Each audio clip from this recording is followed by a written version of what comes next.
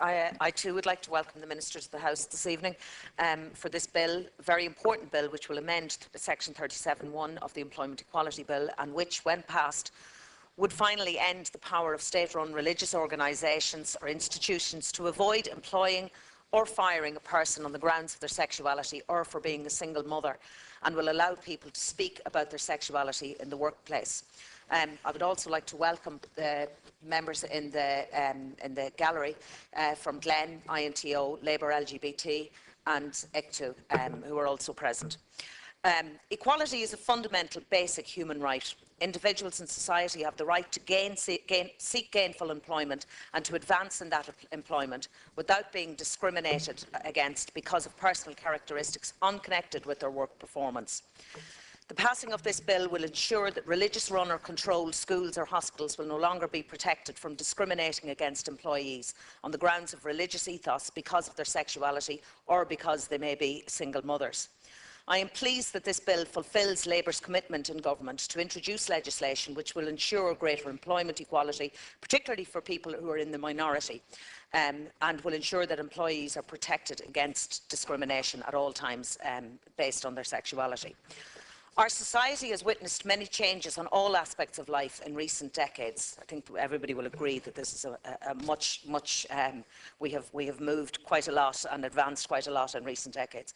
Politically, economically, socially, educationally and culturally. Our country today is much more diverse, open and questioning than it was even a generation ago. And this diversity is essential to help foster our ideas and to gain new perspectives. One of my earliest memories, and Senator Patrick has referred to it there a while ago, was the case of Eileen Flynn. And I know that one of my earliest memories when I entered the teaching profession, I'm showing up my age now, was the case involving Eileen Flynn, the young County Wexford teacher who was fired from her teaching position simply because she was a single mother. And I remember it, I think it was around 1985, it was after the case, but I remember it was still a huge talking point and a huge topic of debate in every school, every staff room and every house in the country. And in my opinion, indeed, was one of the lowest periods for religious-run schools. Eileen Flynn, as has been referred to, was fired simply because it was deemed that she went against the religious ethos of the schools. In my opinion, Eileen Flynn's case showed up the hypocrisy of many others in religious-run schools. And at the time, I must say, I didn't realise just how extraordinarily brave this lady was for not being afraid to bring her case to the courts, because I think it would have been even much more difficult 30 years ago. And I'm only sorry that almost 30 years later that it's still a topic for debate here in the Oireachtas.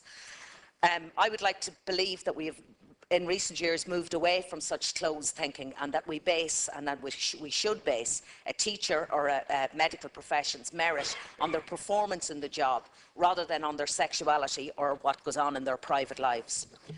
The recently published Action Plan on Bullying urges a crackdown to prevent and tackle homophobic and transphobic bullying, in particular in schools. I warmly welcome the plan which will encourage schools to face the problem of homophobic and transphobic bullying. It is there to protect the pupil, but we also need to protect the teacher or the medical worker who is afraid to reveal their sexuality in case they get fired. It's no good to say simply that we don't know of anyone who has been fired for this reason.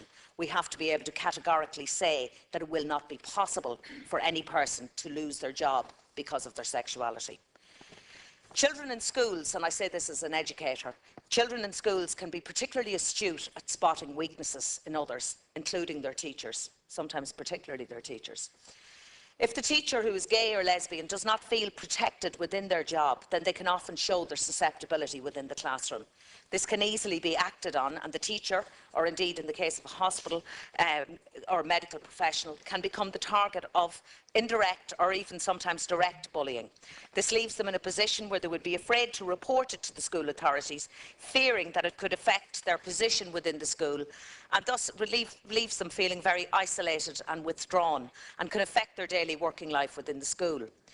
These, of course, are symptoms which can lead to further problems with mental health issues and can leave the person sometimes, as anecdotal stories suggest, feeling suicidal because they feel they've nowhere else to go.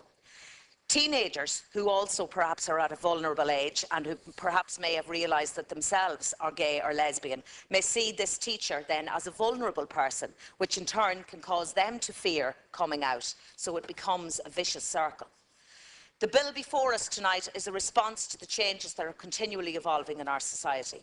Introducing legislation is one thing, and I welcome the all-party support that we have seen, and I get to commend Senator Power on the bill that she brought before the House last year. Senator. Thank you. However, I hope that when the bill is passed, and I'm presuming it will be, I hope it will be, Minister, I hope that there will be no time lost, because I think 30 years has been long enough to wait for this. I hope that there will be no time lost and that we will witness its swift passage into law as soon as possible. I commend the bill to the House. Thank you, Senator. Senator